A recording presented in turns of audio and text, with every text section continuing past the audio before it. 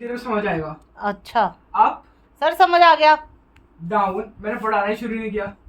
Charm, strange, ठीक है, top, bottom,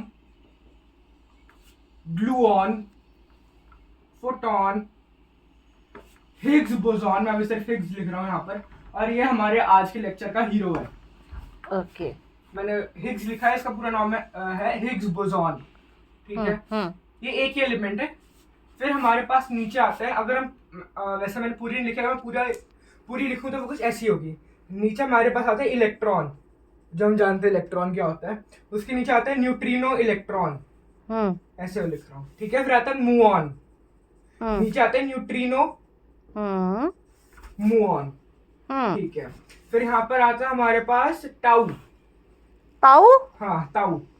फिर चाचू। हाँ, ये आता है न्यूट्रिनो ताउ, ठीक है। और यहाँ पर हम इधर आ जाता है हमारे पास जी बोसॉन, और यहाँ पे आ जाता है डब्ल्यू बोसॉन।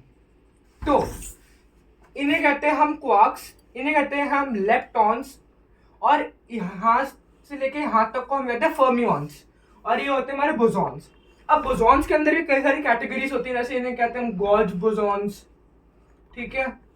और हिग्स बोसॉन का भी एक नाम है, इसको कहते हैं, मतलब इसी कैटेगरी का एक नाम है, जिसे कहते हैं स्केलर बोसॉन, ठीक है। और ये जो है अभी रिसेंटली डिस्कवर हुआ है, मतलब सबसे ज्यादा रिसेंट जो पार्टिकल डिस्कवर हुआ है वो हिग्स बोसॉन है। अब हिग्स बोसॉन करता क्या है? आप मैटर हो, कोई भी चीज हमारा अराउंड मैटर है। अब मैटर की हमने क्या डेफिनेशन पढ़ी है? मैटर की हमने डेफिनेशन पढ़ी है, कोई भी चीज जिसके पास हो मास, जिसके जो ऑक्यूपाई करे स्पेस, ठीक है। अब स्पेस तो समझ आ गया। अगर मैं रिलेटिविस्टिक कॉन्टेक्स्ट में बात करूं तो space time, actually space time नहीं, सिर्फ स्पेस। अब आप इसको सिंपली देख लो, ये पेन है, अगर मैं इसे नीचे गिरा दूं, तो वो जहां पे गिरा उसने उतनी एरिया को कवर कर लिया, उसने उतनी स्पेस ऑक्यूपाई कर ली, ठीक है।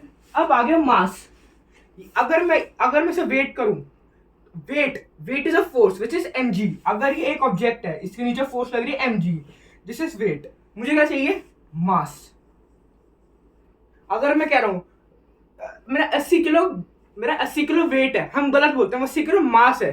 जो हमारी वेइंग मशीन होती है उसे वेट से मास में कन्वर्ट करके हमें किलोग्राम से मास बताती है। अब मास, अब चलो समझ आ गया, ऑक्यूपाई स्पेस तो ठीक है, लेकिन किसी मैटर का मास आता कहां से है? हम एनर्जी कैसे प्रोवाइड करते हैं? तो हमारी पास होती है पोटेंशियल एनर्जी, या हमारे पास होती है काइनेटिक एनर्जी। पोटेंशियल एनर्जी, अगर मैं एक चीज को यहाँ पे रख दूं तो इसके पास ज्यादा पोटेंशियल एनर्जी है एज कम्पेयर टू अगर मैं इसे यहाँ पे रख दूं, ठीक है। और काइनेटिक एनर्जी, तो अगर मैं इसे ऐसे दे के मारूं तो इसकी काइनेटिक एनर्जी आ जाएगी, मतलब मूविंग बॉडीज की जो एनर्जी होती है इसके पास काइनेटिक एनर्जी आ जाएगी, ठीक है। एनर्जी, स्पेस, सब समझ आ गया, लेकिन मास कहां से आया? क्योंकि ये चीजें हम मास से कैलकुलेट करते हैं। तो ये जो हिग्स बोसॉन है, इसको मैं एक बार इरेज कर देता हूं। अब मैटर के पास जो मास आता है वो किसकी वजह से आता है? वो आता है हिग्स बोसॉन की वजह से, हिग्स बोसॉन। और इसे हम कहते हैं गॉड पार्टिकल, ठीक है। अब आपके मन में एक सवाल आना चाहिए कि हिग्स बोसॉन मैटर को क्या देता है? मास देता है। तो हिग्स बोसॉन के पास वो एबिलिटी, वो चीज कहां से आई जिससे और चीजों को मास देता है? अब यही क्वेश्चन मेरे मन में आया, तो मैंने यूट्यूब पे वीडियो स्क्रॉल करी, तो उसमें मुझे पता चला जहां पे डिस्कवर हुआ था सर्न या लार्ज हाइड्रोन कोलाइडर, उसके साइंटिस्ट की मैं वीडियो देख रहा था। मास, सुनो, मास हिग्स बोसॉन की वजह से नहीं आता है, मास आता है हिग्स फील्ड की वजह से। अब वो हिग्स फील्ड क्या है? हिग्स बोसॉन ही समझ नहीं आया, हिग्स फील्ड क्या है?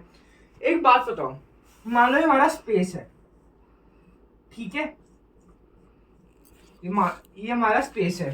अब जैसे मैग्नेटिक फील्ड होती है, एक मैग्नेट लो, उसके ये हमारा नॉर्थ हो गया, साउथ हो गया, तो मैग्नेटिक फील्ड ऐसे मूव करती है ना?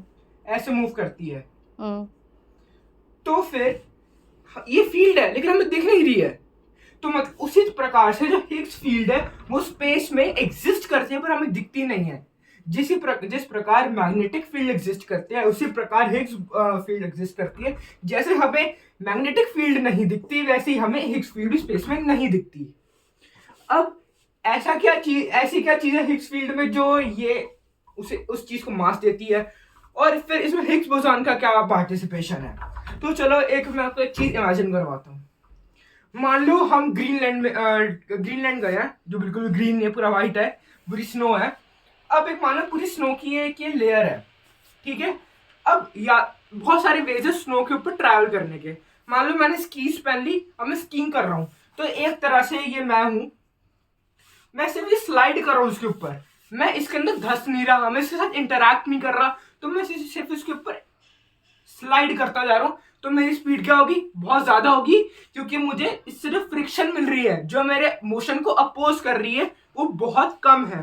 तो इससे मेरी जो स्पीड होगी वो बहुत बहुत बहुत ज्यादा हो जाएगी। अब मान लो स्कीज मेरे टूट गए, मुझे यहाँ से यहाँ तक जाना है, पॉइंट ए से पॉइंट बी तक जाना है, स्कीज मेरे टूट गए। कैसे टूट गए? अरे टूट गया, एक्सीडेंट हो गया स्कीज का। हाँ, स्कीज का हुआ? तो स्कीज तूने पहने तो नहीं थे? नहीं। तो फिर कैसे टूटे? बड़े बड़े एक्सीडेंट कैसे हुआ? छत से गिर गए। हाँ, छत कहाँ थी? वहां तो बर्फ थी। अरे टूट गए बस, मान लो। अब ठीक है, अब एक बात बता, मेरे पास कीज तो है नहीं, अब मैं क्या करूंगा, जो स्पेशलाइज्ड बूट्स होते हैं स्नो के अंदर चलने के लिए, मैं वो पहन के चलूंगा। एक बात बताओ, अगर मैं ऐसे में स्लाइड करा, अब सही से स्लाइड हुआ नहीं, लेकिन मान लो स्लाइड करा तो फ्रिक्शन बहुत कम होगी। अब अगर मैं ऐसे चलूंगा, अब मान लो धस रहा है, जैसे दलदल होता है, दलदल के ऊपर अगर मैं चलूंगा तो फंस जाऊंगा, उसमें बहुत ज्यादा फ्रिक्शन आएगी। उसी प्रकार से अगर मैं देखूं तो कंपैरेटिवली जो मुझे इस सिनेरियो में फ्रिक्शन ऑफर होगी वो ज्यादा फ्रिक्शन होगी, जिससे मेरी जो स्पीड कम हो जाएगी, क्योंकि फ्रिक्शन ज्यादा है, तो मुझे उसी स्पीड को अटेन करने के लिए ज्यादा एनर्जी लगानी पड़ेगी। क्या पता मेरे पास उतनी एनर्जी ना हो, तो मेरी जो ओवरऑल स्पीड है वो डिक्रीज हो जाएगी, है ना। अब मान लो मेरे ये भी खराब हो, सर आपको पेन गिर गया। कोई नहीं। अब मान लो कि मेरे जो इस गम बूट्स हैं, जो मेरे स्पेशलाइज्ड बूट्स हैं, वो भी खराब हो गए। अब मैं क्या करूंगा, मैं नॉर्मल चप्पल में चलूंगा, क्योंकि मुझे यहाँ से ए टू बी जाना बहुत जरूरी है। अब ये रहा मेरा स्नो और ये रहा मैं यहाँ पर, ठीक है। अब मैंने नॉर्मल चप्पल पहनी हुई है, और खुद बताओ मैं कितना धस जाऊंगा, क्योंकि इनका जो सरफेस एरिया होता है ज्यादा होता है, जिससे प्रेशर कम होने तो थोड़ी मुझे आसानी हो जाती है। अगर मैं सिर्फ चप्पल में चलूंगा, तो ये देखो, ये रही मेरी चप्पल, सॉरी ये मेरी चप्पल है सर। कोई नहीं, अपनी चप्पल दिखाओ। ये रही मेरी चप्पल। ठीक तो है। जो इसका सरफेस एरिया होगा, इसके सरफेस एरिया से कम होगा, तो मतलब वो एक ही जगह पे ज्यादा फोर्स लगेगी मेरी वजह। जैसे मैंने कहा, जो वेट है वो mg फोर्स है, m mass into gravitational acceleration, तो एक फोर्स है, तो मैं नीचे ज्यादा फोर्स लगेगी, जिससे मैं ज्यादा धसूंगा। अब मैं जितना धसूंगा मुझे उतनी मुश्किल होगी और चलने में, क्योंकि मुझे और ज्यादा फ्रिक्शन लगेगी। तो मेरे पास यहाँ पे और ज्यादा फ्रिक्शन आ गई, और मुझे इसी स्पीड को अटेन करने के लिए और ज्यादा एनर्जी चाहिए होगी, जो एनर्जी मेरे पास इसी केस में नहीं थी, मेरे पास इस केस में कैसे आ जाएगी। मतलब जो मेरी ओवरऑल स्पीड है वो और ज्यादा डिक्रीज हो जाएगी, ठीक है। तो अब इसको हम इमेजिन करते हैं, ठीक है। अब मान लो जो स्नो है ये है हिग्स फील्ड, और ये जो मैं स्कीज पहन के चल रहा था ये है फोटोन। फोटोन कहाँ गया, ये रहा। अब जिनको नहीं पता, इन्हें इसे कहते हैं पार्टिकल ऑफ लाइट। ये लाइट फोटॉन के फॉर्म में, अगर पार्टिकल के फॉर्म में ट्रैवल कर रही है तो फोटोन के फॉर्म में लाइट ट्रैवल करती है। तो अब क्योंकि फोटोन स्कीज यूज कर रहा है, वो स्लाइड करते चला जाएगा, तो उसकी जो स्पीड होगी इन दोनों केस से बहुत ज्यादा होगी, तो इसीलिए इसकी स्पीड सबसे ज्यादा होगी, और इसीलिए स्पीड ऑफ लाइट और कोई पार्टिकल अटेन नहीं कर सकता। अभी ये बात समझ लो कि स्पीड ऑफ लाइट मतलब सी को अटेन नहीं कर सकता, बिकॉज एक तरह से जो फोटोन को फ्रिक्शन ऑफर हो रही है हिग्स फील्ड से सबसे ज्यादा कम है। अब मान लो मैं और नीचे वाले सिनेरियो में आता हूँ। अब ये फोटोन आ गया, अब मान लो कोई और पार्टिकल है, कोई और पार्टिकल, चलो न्यूट्रिनो उठा लो। अब न्यूट्रिनो भी स्पीड ऑफ लाइट पर ट्रैवल नहीं कर पाएगा, क्योंकि जो स्कीज है वो सिर्फ फोटोन के पास है। वो मतलब इससे ज्यादा क्या, इसकी जितनी स्पीड ऑफ लाइट भी अटेन नहीं कर पाएगा, क्योंकि उसके पास स्कीज ही नहीं है, ना कि उसके पास इतनी एनर्जी है कि स्पीड ऑफ लाइट से ट्रैवल कर ले, तो उसकी स्पीड और डिक्रीज हो जाएगी। अब मान लो ये नॉर्मल मैटर हम लोग, अब अगर ये पेन मान लो, अगर मुझे से स्पीड ऑफ लाइट क्या होती है 3 × 10⁸ किलोमीटर पर सेकेंड अप्रोक्सीमेटेड है ये, तो फिर वो तो बहुत डिफिकल्ट हो जाएगा, मतलब मुझे इतनी ज्यादा एक्सेलरेशन लगानी पड़ेगी इस पेन को फेंकने के लिए, तो ये भी नहीं होगा। अब मैं जो यहाँ पे एक्सेलरेशन की बात करने लग गया, इसमें मास कहाँ गया? अब देखो, जितनी ज्यादा मुझे फ्रिक्शन ऑफर होगी, मुझे उतना ज्यादा जोर लगाना पड़ रहा है अपनी बॉडी को मूव करने के लिए। तो जितनी ज्यादा मुझे फ्रिक्शन ऑफर होगी बाय द हिग्स हिग्स ही घूम गया, तेरा हीरो ही घूम गया। कोई नहीं। वो रहा ऊपर, वो रहा डब्बे में। हाँ, नहीं तो हिग्स बोसॉन है। अच्छा। चलो गायब हो गया क्योंकि दिखती नहीं है तो ये रही हिग्स फील्ड। अब मुझे फ्रिक्शन बहुत ज्यादा मिल रही है हिग्स फील्ड से, मुझे चलना है, मुझे और ज्यादा जोर लगाना पड़ेगा। अब गर्दन चल के देखो, आपको फ्रिक्शन इतनी मिलती है, आपको इतना जोर लगाना पड़ता है। तो अब जितना जोर लगाओगे आपको, आपके पास उतना ज्यादा मास आ जाएगा। इसी से इनर्शिया डिफाइन हो जाता है कि मुझे उस फील्ड में, वो फील्ड अभी यहाँ पर भी एग्जिस्ट कर रही है, मुझे दिख नहीं रही, लेकिन मुझे उससे इतनी फ्रिक्शन आ रही है कि मेरे पास मास आया है। तो क्योंकि ये स्लाइड कर रहा है, तो इस मतलब इसके पास पैर टच हो रहे हैं ना, ये पूरा तो इसकी टांगे वांगे पूरी जा नहीं रही, बस ऐसे इसका पैर ऐसे चला गया। तो इसलिए फोटोन के पास मास होता है पर बहुत कम होता है। और क्योंकि एक बात बताऊं, मैं चलता रहूंगा तो मैं फ्रिक्शन तो लगातार लग रही है ना, तो जैसे मैं स्पीड ऑफ लाइट पर चलूंगा तो जो फ्रिक्शन लगेगी उससे इसका बहुत थोड़ा सा नेग्लिजिबल अमाउंट ऑफ मास आ जाता है। अब सेम इसी केस में, अब उसको पैरों से चलना पड़ रहा है तो और फ्रिक्शन आ रही है तो इसका मास इससे ज्यादा हो गया। अब नॉर्मल मैटर है, अब मैं इसको फेंकूं, इसके पास ऑब्वियसली फोटोन दिखता भी नहीं, वो बहुत छोटा होता है और इतना बड़ा है, तो इसके पास तो और फ्रिक्शन आ रही है ना, इसका और मास बढ़ गया है। तो जैसे जैसे हम इस ऊपर से नीचे वाले केस में आते जाते हैं, उसी हिसाब से हमारी जो स्पीड है डिक्रीज हो जाती है। अब एक सवाल आना चाहिए, मैं तो हिग्स फील्ड की बातें करने लग गया, हमारा हिग्स बोसॉन कहाँ गया? तो हिग्स बोसॉन क्या कहते हैं उसे, इंटरैक्शन है, वो इंटरएक्टिविटी है। मतलब हिग्स फील्ड है, इसमें हिग्स बोसॉन है। अब ये ना स्की करेगा, ना ही ऐसे चलेगा, और ना ही ये उसके अंदर धंस जाएगा। स्नोबॉल देखिए, आप एक स्नोबॉल को ऐसे फेंको तो वो और रोके चली जाती है।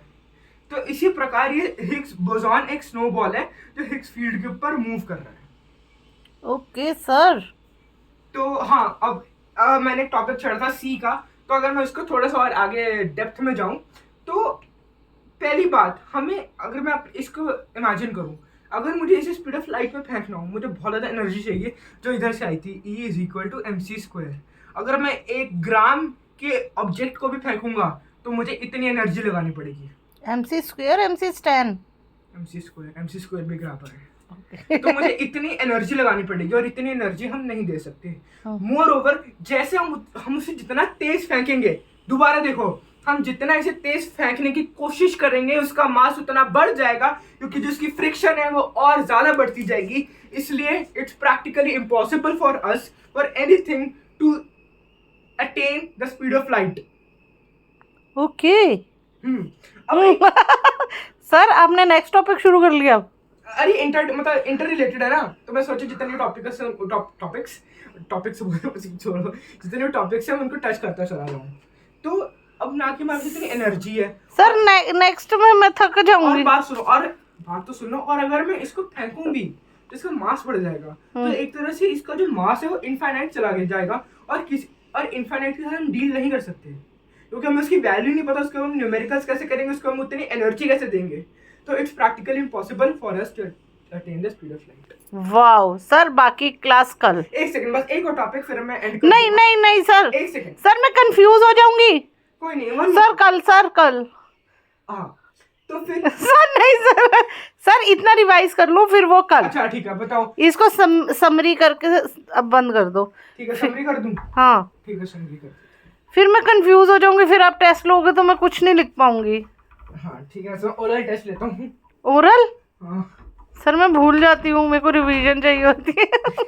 ठीक है, तुम चलो रिवीजन पर आते हैं। हाँ। ये है हमारा, मतलब एक मान लो table of particles which exist in universe, मतलब पार्टिकल फिजिक्स का एक टेबल है। जैसे हमारा पीरियोडिक टेबल केमिस्ट्री में होता है, एक तरह से पीरियोडिक टेबल है फिजिक्स का। तो इसको इसके बहुत सारे एलिमेंट्स, मतलब जो अभी तक हमने डिस्कवर करे हैं, up quark, down quark, charm, strain, top, bottom electron, neutrinos वगैरह वगैरह। तो हमें जिससे डील करना है, जो सबसे रिसेंटली डिस्कवर हुआ है वो है हमारा हिग्स बोसॉन, और जिस कैटेगरी को बिलोंग करता है उस कैटेगरी को कहते हैं स्केलर बोसॉन। ठीक है, अब इसे कहते हैं हम गॉड पार्टिकल। गॉड पार्टिकल क्यों? क्योंकि ये चीजों को देता है मास, और क्योंकि इन चीजों को मास देते हैं इसलिए वो चीजें कैसे क्लासिफाई होती हैं? As matter. अब ये मास कैसे देता है? तो आप समझ लो, जैसे मैं एक बार रिवाइज ही कर रहा हूँ कि एक स्नो है, स्नो के ऊपर अगर आप स्की पहन के चलोगे तो बहुत जल्दी ट्रैवल कर जाओगे, आपकी स्पीड सबसे ज्यादा होगी क्योंकि आपके पास जो फ्रिक्शन आ रही है, आप जिससे इंटरेक्शन करोगे वो बहुत लिमिटेड है, बहुत कम है।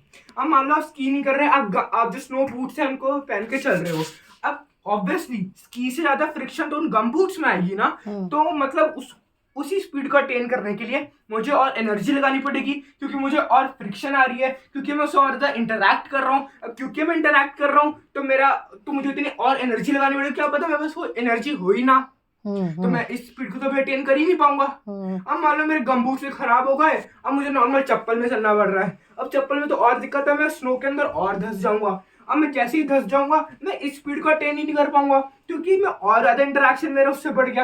अब क्योंकि मेरा और ज्यादा उससे इंटरेक्शन बढ़ गया तो जो मुझे उससे फ्रिक्शन ऑफर हो रही है वो भी बहुत ज्यादा बढ़ गई। अब क्योंकि वो भी बढ़ गई, मेरे पास इतनी एनर्जी नहीं है कि मैं इस तक चला जाऊं, तो मैं इस तक कैसे चला जाऊंगा। तो एक तरह से जो हिग्स बोसॉन है, ये कहते हैं ये स्नो है, ये है हिग्स फील्ड। ये जो पार्टिकल है इसे हम कहते हैं फोटोन, जो सबसे तेज ट्रैवल करता है, which is the carrier of light. अब क्योंकि मान लो स्की की तरह है, ये हिग्स फील्ड है, ये इसके ऊपर से ऐसे निकल जाता है, तो इसके पास फ्रिक्शन क्या है? बहुत कम है। अब क्योंकि अब समझ लो जितनी फ्रिक्शन इससे ऑफर हो रही है उतना उस चीज का मास होगा। अगर वो बहुत ज्यादा इंटरेक्ट कर रही है, एक तरह से बहुत ज्यादा फ्रिक्शन मिल रहा है उसे हिग्स फील्ड की तरह से, उसका मास उतना ही बढ़ जाएगा। अब क्योंकि ये बहुत कम इंटरेक्शन के साथ निकल गया तो इसका मास, लोग कहते हैं मास नहीं है, लेकिन बहुत कम मास होता है, मतलब इलेक्ट्रॉन से भी कम मास इसका होता है, न्यूट्रिनो से भी कम मास इसका होता है। ठीक है, मान लो और पार्टिकल आ गए, कोई और भी पार्टिकल उठा लो, चलो न्यूट्रिनो उठा लो। न्यूट्रिनो क्या है? अब वो गम बूट पहन चल रहा है, उसके पास कीज नहीं है, तो उसको और फ्रिक्शन लगानी पड़ेगी। अब उस मतलब फ्रिक्शन मिलेगी मतलब उसका मास बढ़ जाएगा। अब क्योंकि उसका मास बढ़ जाएगा उसके पास एनर्जी, जो हमारे पास ये आइंस्टाइन जी ने ये हमारा फॉर्मूला दिया था, E is equal to mc squared. अब उसका मास मान लो बहुत कम है, लेकिन जो स्पीड ऑफ लाइट है वो इतनी है, तो उसको इस एनर्जी के, ये एनर्जी इसके पास नहीं है कि वो स्पीड ऑफ लाइट से ट्रैवल कर सके, तो वो स्पीड ऑफ लाइट से ट्रैवल नहीं कर पाएगा, उसकी स्पीड रिड्यूस हो जाएगी, उसका मास बढ़ जाएगा, क्योंकि जो फ्रिक्शन मिल रही है वो बहुत ज्यादा है in comparison to friction offered by Higgs field to the photon. Now अब नॉर्मल मैटर, हम लोग तो अब न्यूट्रिनो इतना छोटा होता है और वो गमबूट पहन के चल रहा है, हम चप्पल पहन के चल रहे हैं, हम चप्पल पहन के चल रहे हैं हिग्स फील्ड के ऊपर, तो फिर जो हमें और फ्रिक्शन ऑफर हो रही है, हाँ हिग्स फील्ड हमें और फ्रिक्शन दे रहा है कि रुक जाओ, हम नहीं रुक रहे, मतलब हमारा जो मास है और बढ़ता जाएगा। इसीलिए क्योंकि हमारा मास बढ़ता जा रहा है और हमारे पास इतनी एनर्जी नहीं है, इसलिए हम दोबारा स्पीड ऑफ लाइट अटेन नहीं कर सकते, और इसी के द्वारा जो हिग्स फील्ड होता है वो हमें मास प्रोवाइड करता है। तो this is the answer to the question, what the hell does give the ability to Higgs boson to give mass to matter. तो होप यू लाइक इट, आपको समझ आया होगा। तो चलो आज का लेक्चर इतना ही, मिलेंगे कल कुछ। Okay sir, thank you sir, bye bye bye.